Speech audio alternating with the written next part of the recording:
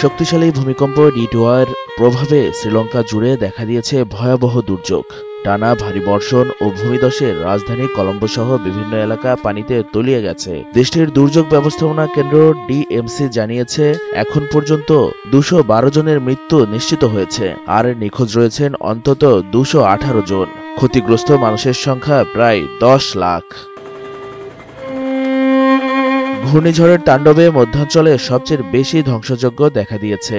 গাছ উপড়ে পড়ে রাস্তা বন্ধ হয়ে যাওয়ায় উদ্ধারকর্মীরা কাজ শুরু করলেও ধীরে ধীরে স্পষ্ট হচ্ছে প্রকৃত ক্ষয়ক্ষতির চিত্র।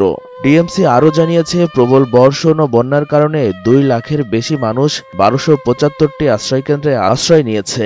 শনিবার থেকে কেলানি নদীর পানি অস্বাভাবিক হারে বৃদ্ধি পাওয়ায় কলম্বোর বৃহৎ অংশ দ্রুত প্লাবিত হয়। জরুরি ভিত্তিতে বাসিন্দাদের সরিয়ে নিতে নির্দেশ দেয় সরকার।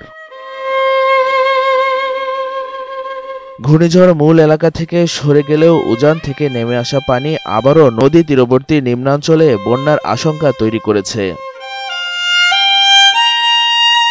এরই মধ্যে 24,000-এর বেশি সেনা, পুলিশ ও বিমান বাহিনীর সদস্য উদ্ধার কাজে নিয়োজিত আছেন। দ্বীপের পূর্বাঞ্চলে মাভিল আরু জলাধারের বাঁধ ভেঙে যাওয়ায় বিমান বাহিনী হেলিকপ্টারে করে 120 জনেরও বেশি মানুষকে উদ্ধার করেছে। নিরাপত্তার জন্য আরও 2,000 মানুষকে উঁচু স্থানে সরিয়ে নেওয়া হয়েছে।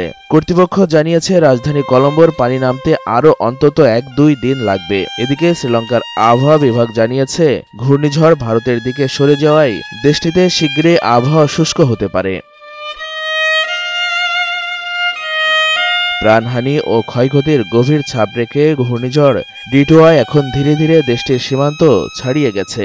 উদ্ধার এবং পুনর্বাসন এখন দ্বীপ দেশটির প্রধান চ্যালেঞ্জ।